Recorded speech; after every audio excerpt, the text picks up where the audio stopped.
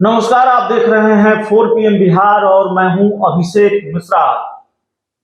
पूर्व केंद्रीय मंत्री आरसीपी सिंह जो कई सालों तक बिहार के मुख्यमंत्री नीतीश कुमार के काफी करीब रहे, अब वही आरसीपी सिंह नीतीश कुमार के सियासी दुश्मन हैं। तो नीतीश कुमार के इस नए दुश्मन का बीजेपी फायदा उठाने की कोशिश कर रही है। बहुत शानदार तरीके से इस्तेमाल कर सकती है नीतीश कुमार के खिलाफ आरसीपी सिंह का, यह भी काफी चर्चा है। आरसीपी सिंह खुद क्या फैसला लेने वाले हैं, इस पर भी सबकी निगाहें टिकी हुई है। भारतीय जनता पार्टी ज्वाइन करेंगे या कोई और फैसला लेंगे, अपनी पार्टी बनाएंगे। हमारे साथ आरसीपी खेमे के नेता अमित सिंह मौजूद हैं। आरसीपी सिंह के काफी करीबी सिपा सलारों में गिने जाते हैं।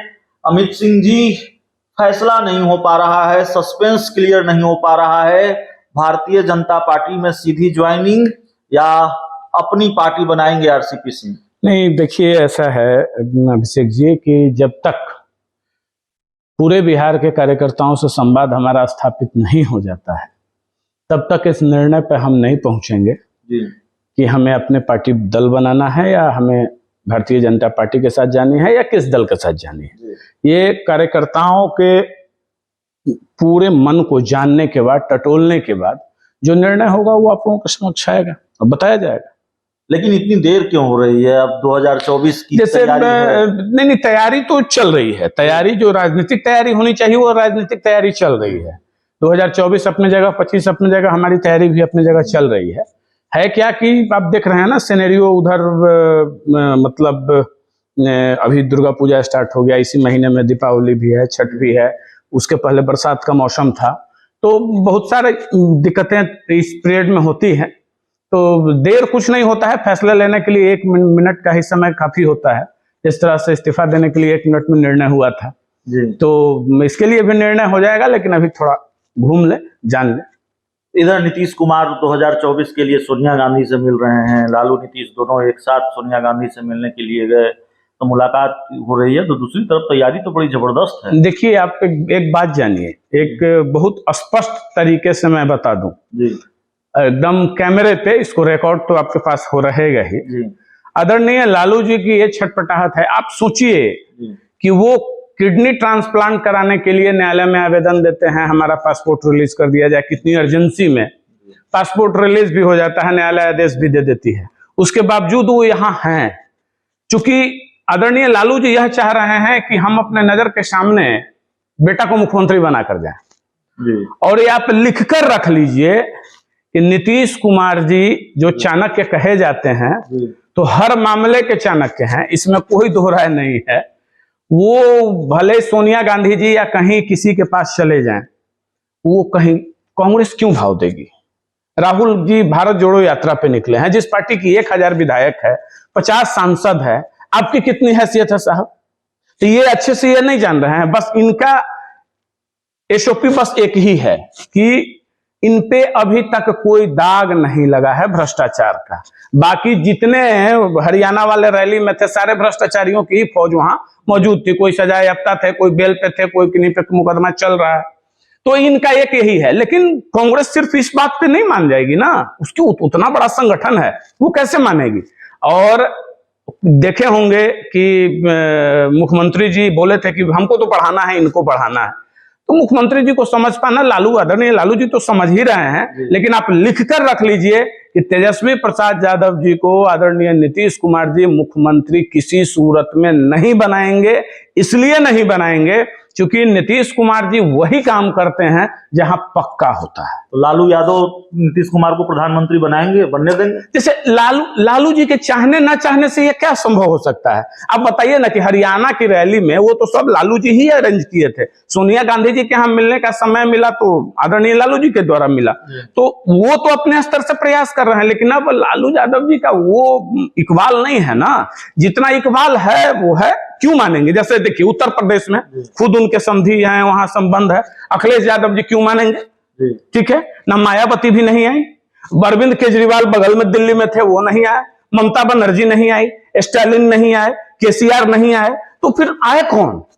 माने सारे फूके हुए पटाखे जो फुस करके जल चुके हैं उनकी वो तो अपने अपने प्रदेश में पिटे हुए हैं। ये बताइए, अमित शाह बिहार आए, आरसीपी सिंह जी की कोई बातचीत हुई, मुलाकात हुई कि नहीं हुई है?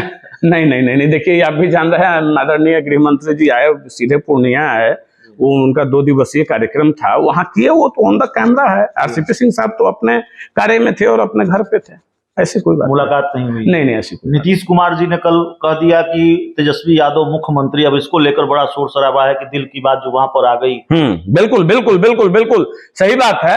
उसको स्लिप ऑफ टंग लोग भले ही मान रहे हैं, लेकिन आप यह मान लीजिए कोई उनको भूलने की बीमारी नहीं लगी हुई है कि वो अभी भूल गए, अभी जो कहे और 2 मिनट में भूले, ऐसी कोई बात नहीं है। और बताए ना कि वो हर मामले के चाणक्य हैं, वो कुछ भी बोलते हैं उसके पीछे बहुत बड़ा मकसद होता है। जैसे आपको हम कहकर आए हैं बस अब ओनरशिप आपको ट्रांसफर करने जा रहे हैं, अब आप तो कहिएगा कि भाई तो जल्दी से ओनरशिप ट्रांसफर कीजिए, आपके लिए तो हमने यहाँ रह ली, वहां रह ली, ये करा दिया, वो करा दिया। तो आप एक संतावना देना नहीं होता है जिसमें कि आप धैर्य रखे रहें, कुछ नहीं कीजिए। अब मुख्यमंत्री घोषणा कर दिया, अब इसमें तो कम से कम 1 महीना जरूर काट लेंगे।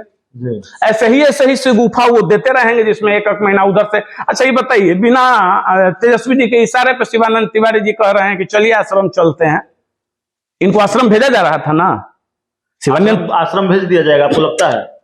अरे भाई, तो अब माननीय मुख्यमंत्री जी अब कहाँ जाएंगे? अब जगह कहाँ बचा है?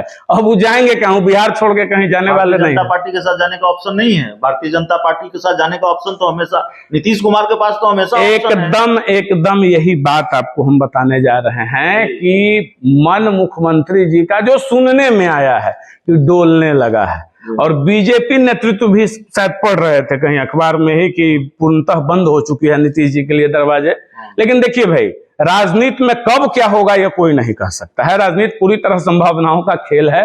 अब वो जाने, वो बीजेपी नेतृत्व का मामला है। मोदी तो कह चुके हैं कि देखिए नीतीश कुमार अगर फिर एनडीए में वापस आते हैं तो बीजेपी के जो कार्यकर्ता हैं वो रिवोल्ट कर जाएंगे, विद्रोह कर देंगे। अब तो अगर सुशील मोदी जी कहते हैं तो बिल्कुल सही बात कहते हैं। अब उनके दल का मामला है, इस पे हम लोग विशेष नहीं, लेकिन माननीय मुख्यमंत्री जी की विश्वसनीयता अब नहीं रही है और शायद इतना बड़ा रिस्क पुनः बीजेपी को अगर गड्ढे में कूदने का मन होगा तो बीजेपी कूद सकती है। तो चलिए एक आखिरी सवाल है जिसका जवाब दे दीजिए। ठीक है, आपने कहा कि अभी पत्ते आप नहीं खोलेंगे, हम समझ रहे हैं। इस सवाल को दूसरे तरीके से हम पूछते हैं। ये चर्चा बहुत है, हमने इस इंटरव्यू के दौरान भी कहा कि बीजेपी बहुत खूबसूरती से, बहुत शानदार तरीके से आरसीपी सिंह का इस्तेमाल करना चाहती है नीतीश कुमार के खिलाफ। क्या ये नहीं माना जाना चाहिए? क्या ये तय नहीं है, भले आप पत्ते खोलें नहीं खोलें, आज न कल आपकी एंट्री एनडीए में होनी है? देखिए अभिषेक जी, सबसे पहले यह जानिए कि यूज वर्ड जो है ना, तो कोई आरसीपी सिंह जी सामान नहीं है कि आप यूज कर लिए, ठीक है।